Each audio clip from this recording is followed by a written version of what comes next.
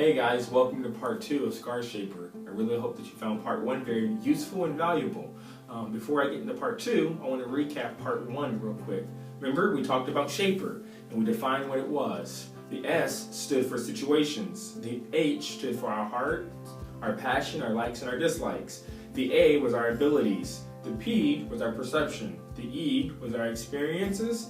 And the R was our relatability. In addition to that, we also talked a little bit about how the scars that we experience tell a story. They tell our story, what we've been through.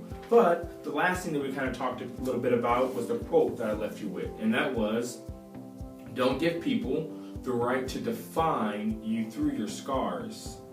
However, let your scars define you to people. Let it show your courageousness, your strength. You're an overcomer. You're a warrior.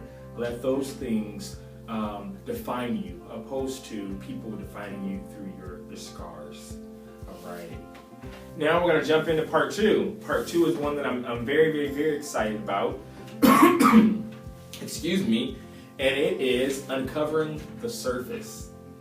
You know, an onion, I absolutely hate onions. Why? Because they make me emotional. And I don't know about you, but I sometimes don't necessarily like being emotional. Now, if you're a girl, you might love being emotional. And if you love being emotional, you go ahead and enjoy that. I know my wife loves to cry. She finds favor through that. She loves being emotional. It's soothing for her.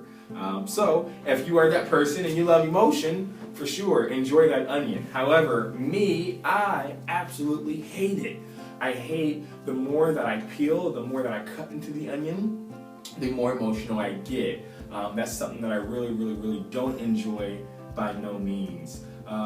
You know, some of the scars that we've experienced can almost be like that. You know, it once started off as a core, but then multiple layers grew and grew and grew and grew, and before you know it, now you have an onion. Well, in order to get back to that surface or that core, we're going to have to start unlayering some things and really dealing with some things. And remember, just like an onion, the closer you get to the core, the more emotional you become. Growing up, when I used to have to cut onions for different food items that my family was making, I remember the more I got into the onion or the more that I cut it, the more emotional I was. I'm going to share with you a little bit of my story today and how it took me really getting to the core to really kind of free up some of those emotions. Well, sometimes the deeper the scar, the harder it is to accept and embrace the core. I'm going to say that again. Sometimes the deeper the scar, the harder it might be to embrace the core. When I make that reference or when I say that quote, at least I kind of can relate to that through my story. I was adopted by my biological aunt, in which I'm extremely grateful for. However, my core was covered and masked with a lot of layers that it took a lot of healing to get through.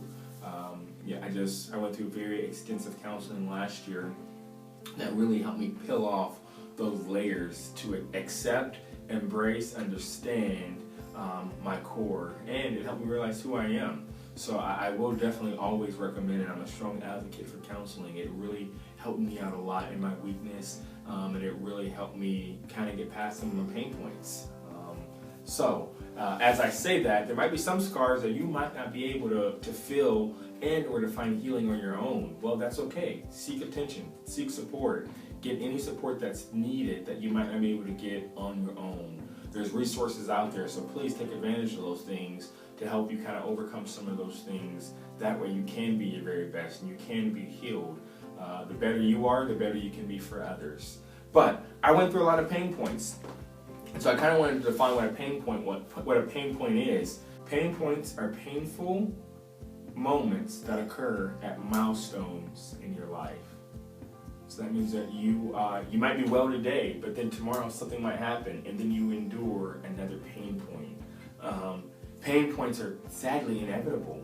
There's going to be different times throughout the course of our life in which we are going to encounter those pain points, but do know that pain points don't last forever. You might even be in a pain point right now, like, man, what I am going through right now is so painful. My life really is just not the best. but do know that that pain point won't always be there. There's hope, there's help, and there's a community, and there's resources to help you through those pain points. Some of my deepest scars that I went through, obviously I told you about me being a burn survivor, and you know that I was adopted, but some of my deepest scars did not leave a visible mark, but they left an empty void. So do know that those voids that might even happen in your life, or that you might be even going through, are supposed to be filled, but filled with things that can help you long term and not hurt you. They are not to be filled with alcohol. They're not to be filled with things that are not conductive or conducive to you. I was going to go down a list of things, but I think you understand where I'm going. Do know that any void that you have by any scar, any traumatic event that life might have brought you, try to fill that void with something positive, and find positive mechanisms to help you cope with those things. So do think and look for positive things that can help you fill those voids. One of the hardest things for me to really understand, and I really just had to really think through it and accept it, and that was that I could not control the story written about the scars that I couldn't avoid. There are some scars that I went through that I just could not avoid, and sadly that story was written for me. There's some scars and there's some things that you went through that you just had no control over, and that story's been written for you. However, you can choose the headline written for the story which will be told. So you can choose the headline that will be written based off what you do. So the scars that happened or what you went through, whether someone put it on you, whether you went through it, whether you had no control over that, that was that. However, there's another story that can be told that you have complete control over, that you have to accept complete responsibility for. And do know that we want to help you write that headline. We want to ensure that headline is written to the best of its ability to ensure that you have the utmost success possible. I can think of my friend Matt Cole, and Matt Cole owns his very own pilot school down in Norman, Oklahoma.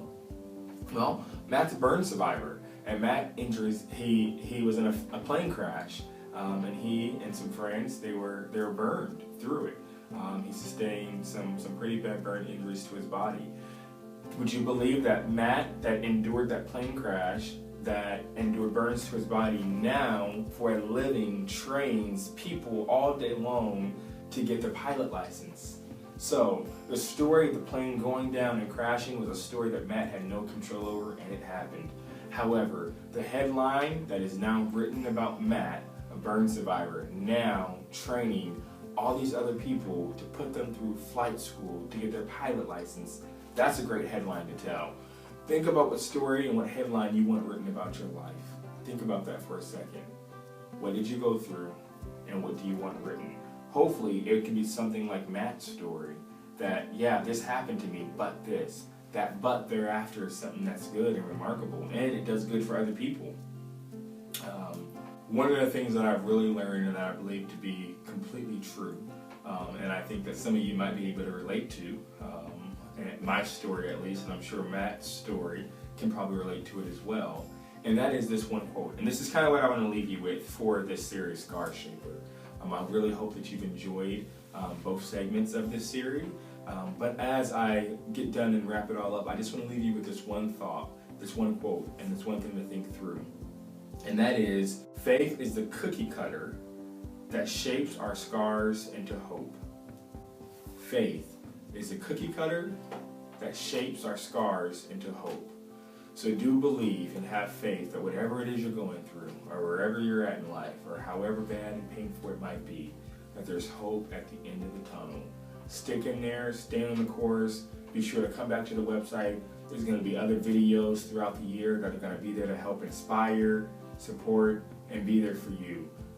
Thank you so much for listening again, and there will be more to come on the Foundation's website in the days, weeks, and months to come.